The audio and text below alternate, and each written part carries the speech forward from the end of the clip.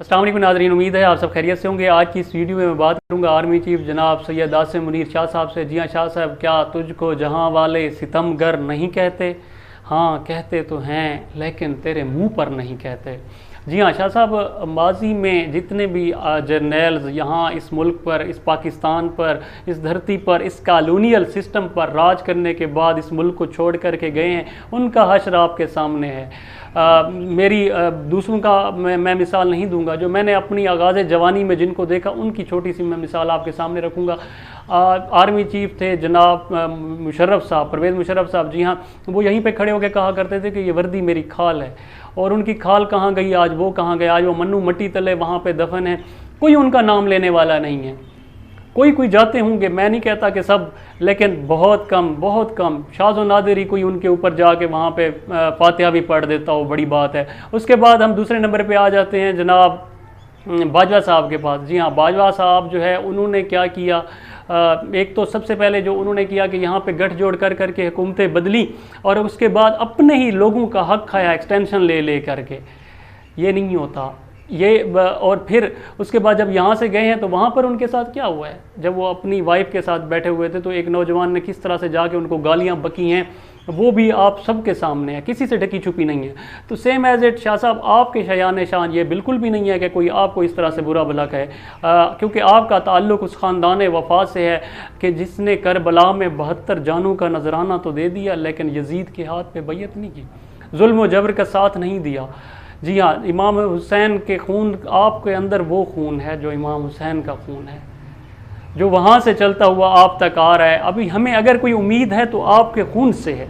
आपके खून से हमें ये उम्मीद है कि इंशाअल्लाह अगर पाकिस्तान को किसी बेहतरी की राह पे कोई गामजन कर देगा तो वो यही खून करेगा, और अगर ये खून भी ना करे तो फिर उसके बाद पाकिस्तान की हालात जो आगे हमें जो नज़र आ रहे हैं, जो एक आम आदमी को भी नज़र आ रहे हैं, वो सबके सामने है। अगर यही हाल रहा जो अभी चल रहा है, जिस तरह से मिसिंग पर्सन है, जिस तरह से लोगों को मारा जा रहा है, जिस तरह से लोगों को कैदो बंद में डाला जा रहा है, 9 मई का वाक़या मैं नहीं बोल सकता, सब भूल गए हूँ, लेकिन मैं कभी नहीं बोल सकता। वो रातें जिस कर्ब में मैंने गुजारी हैं, सिर्फ वो रातें नहीं, जब PTI के दौरे हुकूमत में भी जब तहरीक लब्बैक पे जो जुल्म हुआ वो भी मैं नहीं भूल सकता। इसी तरह नून लीग के दौरे हुकूमत में जो मिनहाजुल कुरान पे जो जुल्म हुआ वो भी मैं नहीं भूल सकता। इसी तरह हर दौर में सानिया पेशावर मैं नहीं भूल सकता। आप जिस इसमें चले जाएं, एक साहिब जी शऊर जो है उसको ये चीज़ें कभी सोने नहीं देती, अक्सर तंग किया करती हैं। हसास बंदे के लिए जीने का बड़ा मुश्किल हो जाता है इन मामलात को देखने के बाद। इसलिए शाह साहब, आपसे रिक्वेस्ट ये है, आप ही का खून है, आप ही ने, या तो आप इस तरह का काम करके जाएं कि अमर हो जाए, या फिर आप भी अपने माजी के उन साथियों की तरह यहाँ से जाने के बाद आपको भी जिन अलकाबात से नवाजा जाएगा वो आपको बेहतर पता है। आज आपकी जो फ्रंट लाइन है, आज जो आपको बड़े वो समझते हैं, और इन्हीं लोगों में यही लोग, अगर आप इनको थोड़ी सी आंख दिखा दें तो देखिएगा ये आपके सामने आपके साथ क्या हशर करते हैं। माजी में आपने नहीं देखा किस तरह से ये लोगों को कभी खलाई मखलूक कहते थे, कभी फरिश्ते कहते थे। किसी से ढका छुपा है? किसी से ढका छुपा नहीं है। आज पाकिस्तान की आवाम अल्हम्दुलिल्लाह बाशऊर हो चुकी है। अब हम थक गए हैं इस अंदाज़े दिलबराई से शाह साहब, अब बहुत हो गया। आप ही के खून से, आपसे हमें ये उम्मीद है, क्योंकि आपके शयान शान, आप जिस ओहदे पे हैं, इस ओहदे के अहल आप थे तो आपको ये ओहदा मिला है।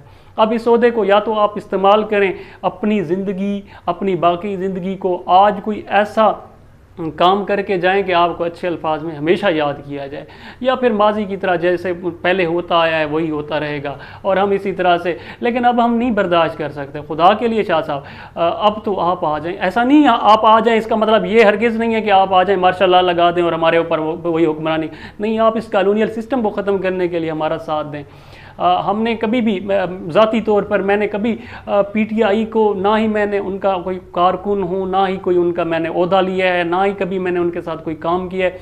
लेकिन उनका देखें, जब भी आप देखते हैं, मैंने उनका जो नज़रिया है, मुझे उनका नज़रिया अच्छा लगता है।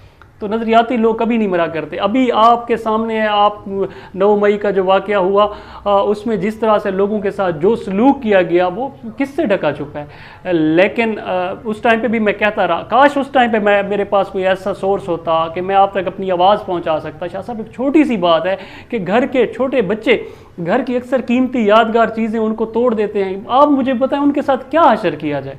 उनको क्या किया जाए उनके साथ। तो इंसान, गलती इंसान से होती है, इंसान का जो आगाज़ है वो भी ख़ता से हुआ था। इसलिए आप इन चीज़ों को खुदा के लिए ख़त्म करें, अब ये निज़ाम ख़त्म करें, आप इस निज़ाम को बदलें। अगर कोई इंटरनेशनल साजिश है, कोई लोग नहीं चाहते कि हमारा मुल्क तरक्की करे, तो आप उनको हाईलाइट करके दें, हम आपके शाना बशाना हैं, हम आपके साथ हैं। इंशाअल्लाह हम आपके साथ कदम से कदम मिला करके चलेंगे और इस मुल्क को तरक्की की राह पर गामज़न करेंगे। आपसे रिक्वेस्ट है, आपसे आज़ाना इल्तिजा है, मेरी आवाम की ये इल्तिजा है, मैं आवाम का ये मुकदमा लेकर आपकी अदालत में हाजिर हुआ हूँ, खुदा के लिए आप बस कर दें।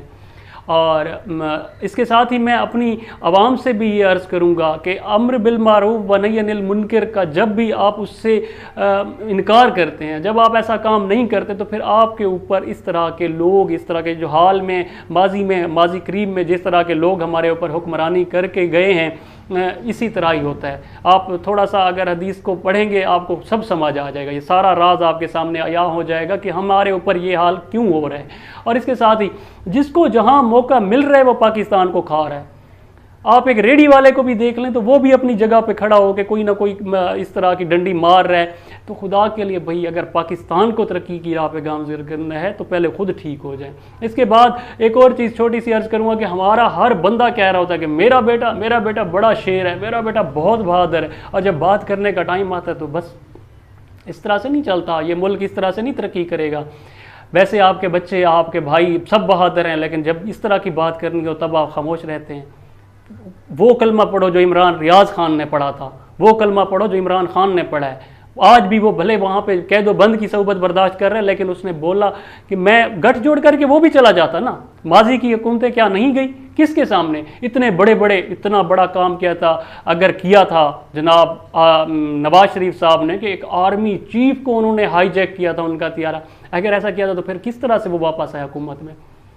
ये मजाक अब ख़त्म किया जाए। आप लोग बोलने का अपने अंदर हिम्मत पैदा करें। कुछ नहीं होता, ला इलाहा इल्लल्लाह पढ़ लिया फिर कुछ नहीं हो सकता, कोई कुछ कर ही नहीं सकता। बहुत शुक्रिया।